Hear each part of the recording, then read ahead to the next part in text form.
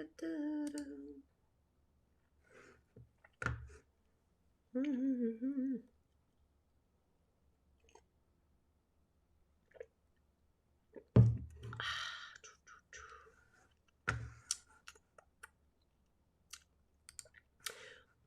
are live. I am online and I'm a little slow today. My apologies. I think it's just Mercury finally going direct. I went slow. But welcome to the Daily Snippet. It is I, once again, Tonya D, holistic Sha'medium and subtle energy surgeon. It's Friday, October 22nd, 2021. It's the last day of the Libra season. So it might seem as if you are seeing between the realms today. Maybe like a little catnip as well. Hang on, let me open my chat because sometimes I can't see. There we go. Hi, Tazzy. Oh my gosh, welcome back. So it might be like a little catnip today. You might find that situations or people, well, literally, they're going to try to get under your skin, kind of edge in one more time. So it's kind of like a game in an old relationship that could actually trigger you. It's just awareness. It's just consciousness. It's releasing the Kraken. So in other words, don't overreact. Leave it on the shelf. No need to buy any of it or buy into it. And remember also that before you can assist others, your greatest asset is actually yourself. So help yourself first before you move forward and help anybody else. So we've been in a space where we've been opening up our wisdom channel to our heart, providing our own self-loving protection, inspiring our own self-confidence, while at the same time we're healing and balancing some tense emotions that have been kind of fluttering through in our relationship chapter for 2021. So the elemental energy, we have this Yin Water Rabbit day, a Gui Mao. So we have all this yin energy. So it's a day for kind of going inward, soliciting our own inner solitude, our relationship to ourselves, before bringing in or out that yang energy. That's the opposing force that's actually needed with all this yin energy. So it's the action energy of yang. So you might feel like cuddling up with a blankie, but it's this yang energy that's actually going to bring balance to your day, to your beingness. So it's like movement. The water on the day stem is like the water, like a lake, a pond. It's moving water of a creek or a river. That's the yang energy.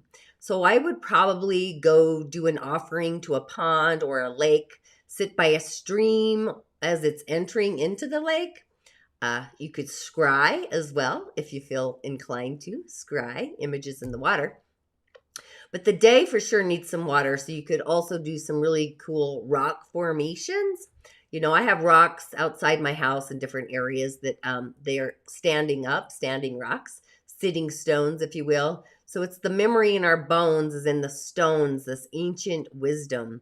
And nature, the herbalist of many things, nature herself, bring in nature, create a cosmic soup, pick your herbs for the harvest, dry them, you know, make some incense or even some candles with herbs in the wax.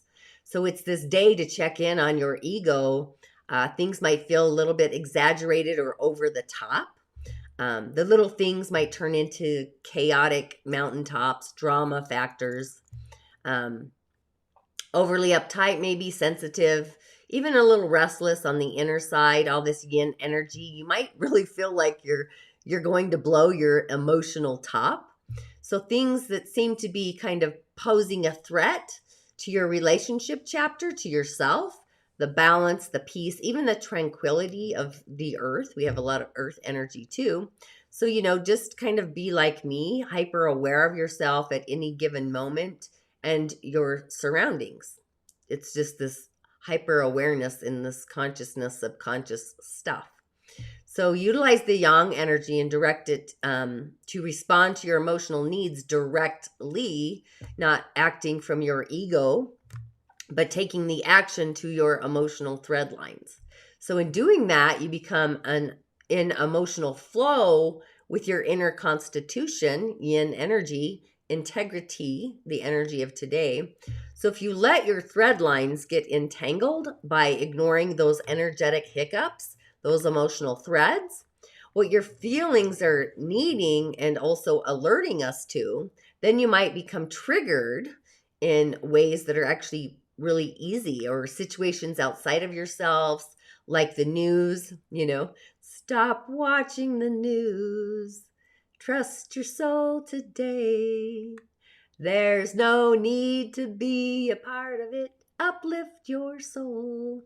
Or, I thought of that this morning. Or even you might find yourself acting out subconsciously, the other realms, having a little drama. Anything that you have learned or outgrown this season, you kind of expect the lesson to be tested. So it's kind of like a spelling bee, if you remember those. I don't even know if they still have them.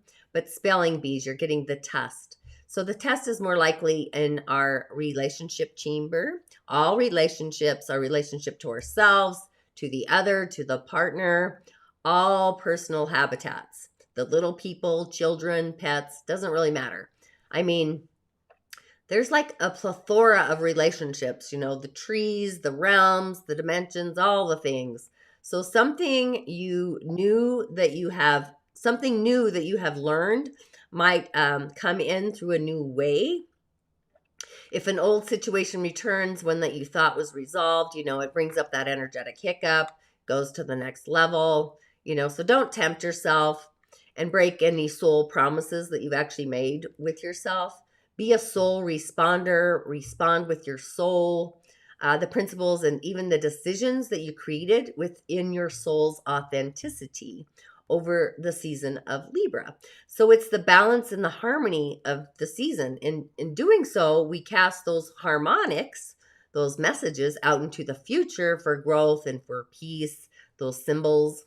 So there's no reason to judge ourselves, if the ball gets dropped or if you spill the milk, there's always a new cleanup crew. It always comes in. And if you find yourself falling back into that old pattern, if you're on the stage, say, or you're getting ready to do like a pre-show, if you will, a practice show. So kind of just look at those mistakes as little hiccups. They're really just tools that we have for teaching ourselves to learn from what you might have thought was a mistake.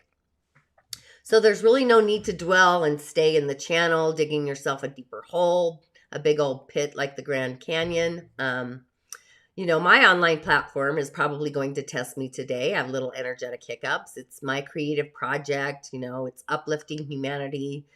And just the best thing to do is utilize the love chalice. Pour galactic love in your love chalice all day long. I might get a little topsy-turvy drunk on love. A different kind of otherworldly juice, that it is. And answer the messages from the core of your belief system. My belief system is otherworldly. How about yours? Otherworldly. So if anything in your creation station comes forward and takes a bow, literally takes a bow for you, it's a message that something is off key. It might need fine tuning, tune up. So maybe there's a flaw, and when it comes up, just correct it, pour in some more love, leave the non-judgment, the doubt, and the worry. Just flick that shift away. People are great at doubting others, but once you level up, they know that they need to level up as well. That's where they kind of get scratchy, because you're leveling up, and you're not going to react, or you're going to just ride a new wave, catch a new wave. You can smile, woohoo, let that be. So when you're in an altered wave and you're flowing differently, you also respond differently. So with all the things that you've learned throughout the season of Libra, with the energy of the day, the season of Libra, the planet Venus, the element of metal, the energy is really over the top for ex-lovers, if you will, Venus, to come back without even a second notice. Poof. You run into them, you might get a text, they pop into your social thread lines or any of those social apps. There's so many out there, social media, but it might appear as a test, but just see how far you've really come and also how far they've come. You have to be positive and just have an alternative mountaintop view perspective of how far you both how far you've grown, but also see how you are growing into the next level within your relationship corridor. So unless you get back together, in that case, you didn't really get the memo and the lesson wasn't learned at all. So that's kind of like a repeat pattern situation. But myself, I'm always looking at my past and I'm like, oh, what was I supposed to learn through that one? Whatever it is, what's the memo? I don't really like the broken record, repeat energy, poof. I like the new one. I like the new breezy freely kinds. So we have our crown center is online, the universal message center, the light of the sky, the galactic corridor. Our heart channel is online today, the higher octave of the heart. It's like the outer center too. It's the outer center to the center. So it's any shade of green, doesn't really matter. Myself, I would do like a moss green, forest green, fern greens. I like those deep earthy kind of greens. You can eat it, wear it, taste it, smell it, take in the wonders of the forest, see the forest in your third eye, if you will. And our root channel is also online as well, along with our sacral, our emotional center. So it's really a great day to ground, then breathe in peace, breathe into your chalice of love, pour a second round, if you will, of love in your chalice. Just let it overflow. Let it get juicy and overflowing.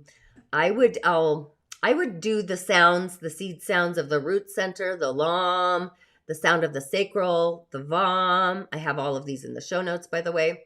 And also the sound of our heart, the goddess, the higher priestess herself, YAM. And for fun, I would sound in the energy of the crown, the Ong, just to top it off, literally. Poof, like a mushroom top if you're in the fairy world, right? So you could also bring in the shades or just the shades of green into each of those energetic centers. Play, be creative in what your heart wants. Really keep it really juicy, keep it really fun, be really, really creative with that energy, that frequency, and that vibration. Because that's ultimately how we cleanse these channels 24/7, keeping them online.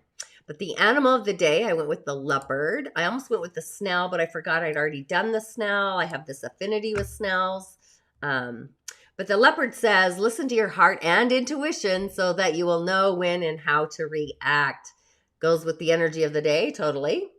But it's symbolic of reminding us that there's always a period of rebirth after a period of radical change.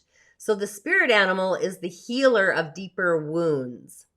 The leopard is meaning it's going to bring up old issues to resolution through the reclaiming of our lost power during the time of the wounding. So this big cat is reminding us that we have many resources available to us and that these resources can be physical, mental, psychic, emotional, spiritual, and so much more. But it's also letting us know that we need to accept our spots, our little spots, like a leopard, and use them as our strengths. So you must stop hiding because of your own perceived weaknesses. In other words, everything you dream of, you have the power and the strength to accomplish. You merely have to believe, have faith, and find the right path. Persistence is the key word. So if you have this leopard as a spirit animal or a totem, you are patient, you are persistent in attaining your goals. You tend to plan for all contingencies and can change directions if you need to. You naturally respect others within their environment, as well as you have a great deal of self-respect for yourself. You're self-confident, you're wise, you're courageous in the face of adversity. You have a great deal of personal power, and you also understand the use of intention. So these people have a gift for aligning the energy around them in a constant and stable balance. In a dream, if you dream of a leopard, if you have a wild leopard, that's a suggestion that you're eventually going to overcome your current struggles through perseverance. If it's in a cage, then it symbolizes that you will easily defeat the obstacles that you're facing. So to dream that you kill this little feline, that refers to success in your current projects. When you imagine that this animal is attacking you, that indicates that you might be overly confident in your future success. So you're kind of underestimating the challenges that you will have to face to succeed.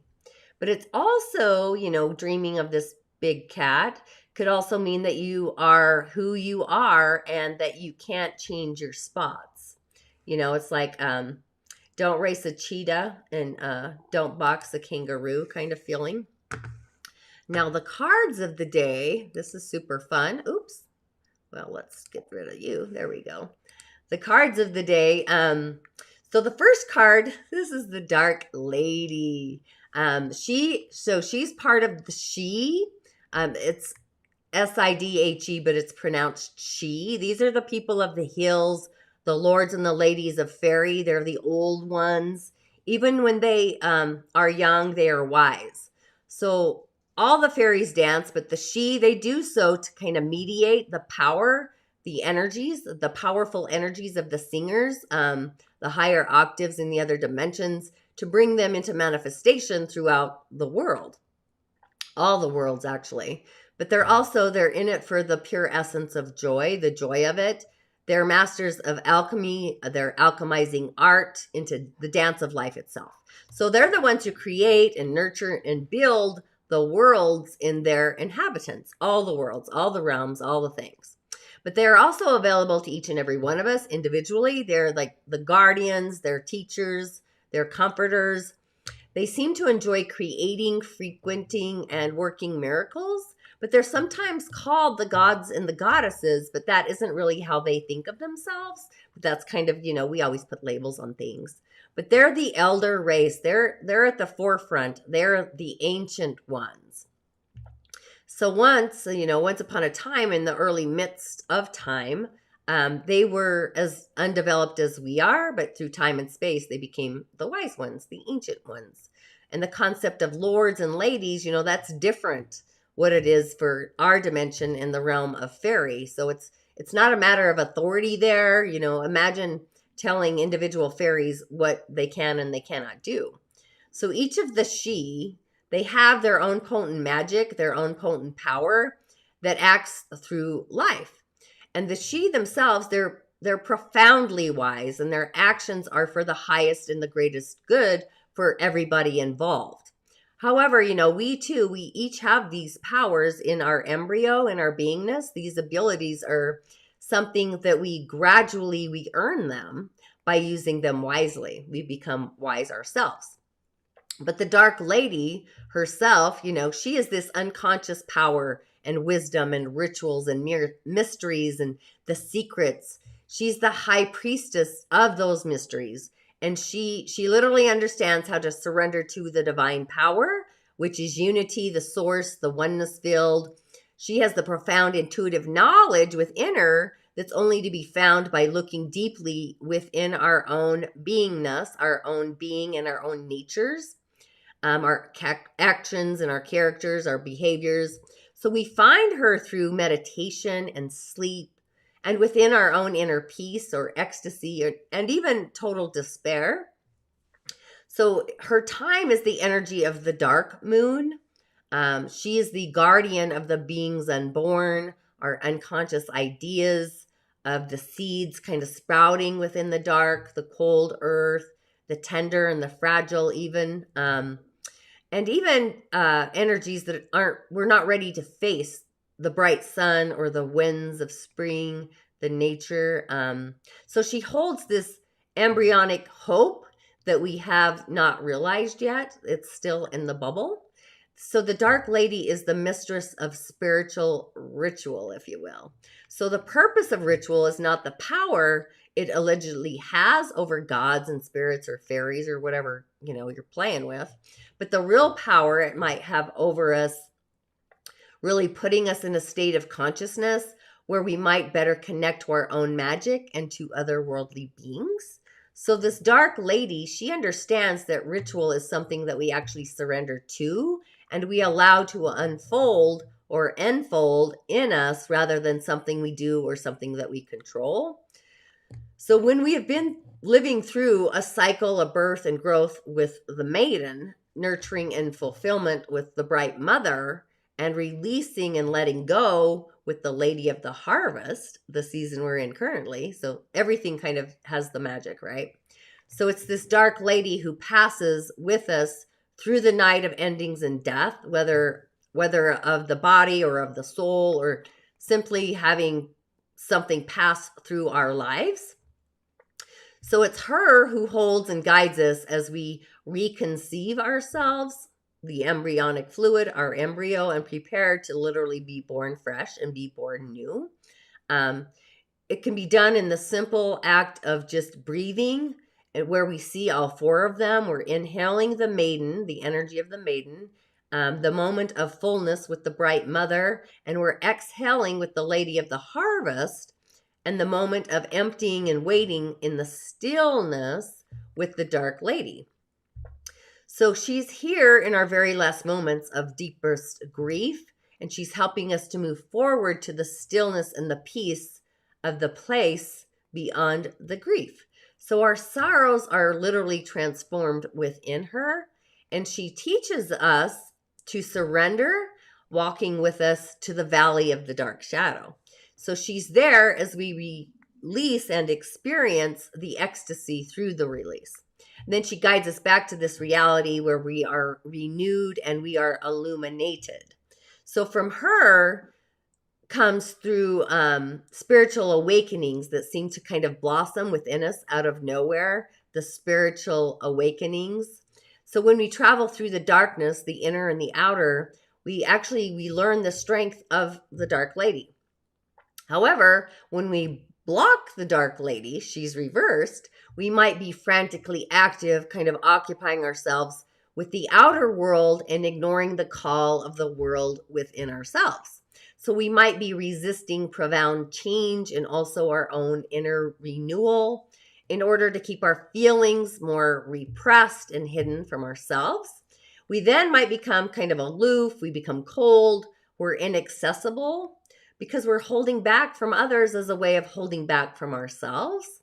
So when we twist her living process within us, we might even experience sexual blocks, our sacral energy center, which is online today. We become fidgety or impotent or some other form of disability and make a connection with others and with the source of our being. So at worst, we can use the magic of these inner realms for the purpose of destruction or manipulation. And then we become kind of black magicians, black magic, which is a whole nother corridor. I think there's always light in the darkness. But if we choose to do this, which is the closest thing really the fairies know to an unforgivable sin is within that, we might do harm or we might harm others. We do dangerous damage to ourselves when we do this. So it's a different form of karma. But the next card I pulled is one of the fairy challengers, the Pookie here. But the fairy challengers, they really bring us face to face with our fears, our denials, our inner traumas, those inner insecurities, even our inner delusions and confusions.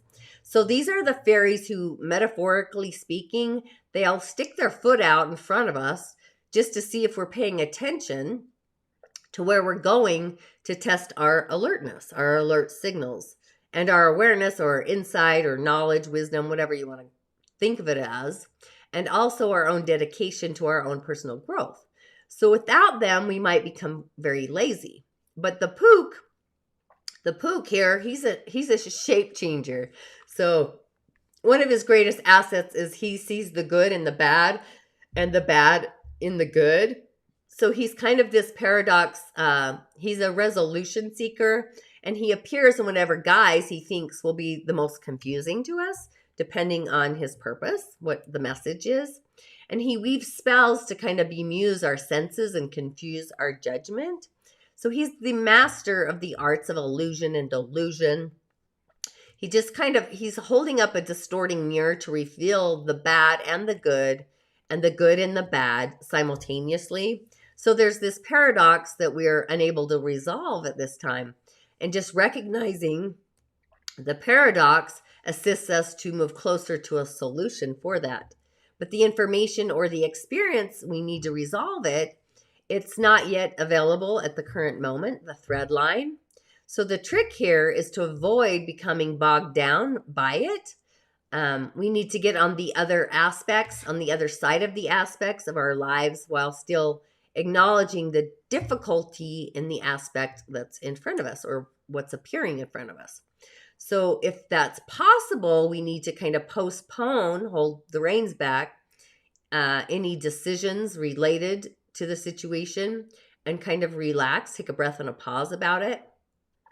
Just knowing inside of ourselves that insight that we need is going to come, and there's no need to even rush it or rush in, fools rush in.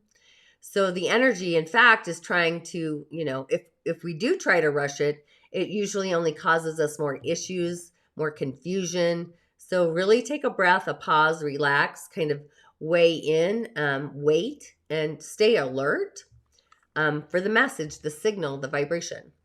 Now, the last card I pulled, which is super cool, is this is the Lady Moon's daughter. She's part of the fairy guides and guardians. So there's different, just like there's labels in our world, there's labels in their world too. But these are the ones that devote their time and their energy directly to guiding us, humans mostly, as we develop our special talents and our gifts and our own natural magic. They assist us to become more than we already are through exploring our potentials and also transcending our self-imposed limitations in those spheres. So they kind of it's like plucking feathers from a chicken. So oftentimes they assist us to climb out of the holes that we've actually made and created for ourselves by misusing or misunderstanding our talents and also our potentials. So they believe that a sense of humor is totally necessary. That's part of just being fulfilled and being a magical person. So they like to encourage this in us, our own personal joys. So these fairies help us to discover those joys, the joy of living in harmony and being in harmony with nature and also with each other, and more importantly with them, right? So she's the bringer of light in the darkness and the moonlight. So she both reveals and also conceals. She's got these bright fairy hoof prints. They sparkle and they light up the path ahead of us, guiding us through the darkness, guiding us through the storm. So she's also one of the guides at the passages between other worlds and this one. So it's her with her bright lights where she tends the gates of revelation, showing us the way through by illumination, lighting it up. And her sister, Aponya's wild daughter, she helps guide us through the gate of despair. But it's through Lasti, that's her name, Lasti. It's through her gate. Her gate is the gate of fun and joy and creativity. So in the process of guiding us through, she might pull a cloud ball across our face or the face of her mother, the moon herself, her goddess. And 3 steps later, that's when we fall in a mud bog. And she's just asking us to wake up. That's kind of what she's thinking within herself. And she's not one, she doesn't like us sleepwalking, which is something that most of us often do a great deal of the time on the earth plane. So the night really contains a lot of magic, a lot of beauty, a lot of wisdom that we can work through unseeingly. So you might find her activities really helpful. You might even find them even frustrating. So it's like, how do you take them is entirely up to us or to you. But they're intended to literally to wake us up, to awaken us. But you also need to bear in mind that she doesn't trip us up. She's merely placing an obstacle or a pitfall in our path because we might be sleepwalking or we're unaware and we step right into it. So, we don't have to do that. We always, we always have a choice. It's our choice. So she wants us to open to the great unknown, to the mystical, not necessarily the magical, experiencing the teacher, the essence in us. It's always expanding. It's an expanding way to relate to the multiverse, all the worlds and the dimensions and swirling them all together. But she's the daughter of the moon, but she's also this illuminate need of the child of unity, the source of the oneness. So she hopes that we'll reach for our higher self, or we'll reach for our star the one that we've not yet realized in the cosmic wisdom. Sometimes we're far more smarter than we even know. We're wiser.